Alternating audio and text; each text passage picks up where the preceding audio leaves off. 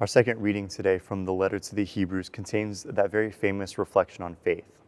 So for us today, we might reflect on the nature of faith and think about what it means to be men and women of faith, and also how we might increase our faith. In his first encyclical of his pontificate, Pope Francis spoke about faith as light. The light of faith, he said, is unique. It illuminates every aspect of our human existence.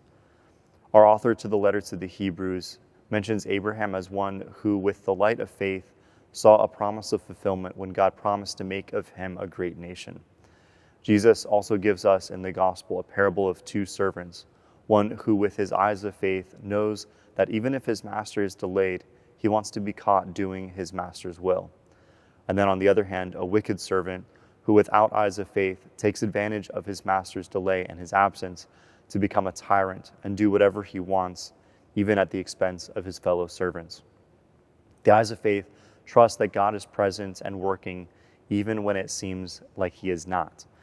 Think of Abraham, who trusted through his many trials and years of waiting, and the parable of the servant who knows that what his master wants, and even if his master is delayed, continues to follow his instructions. This brings us to our challenge this week. How are our eyes of faith?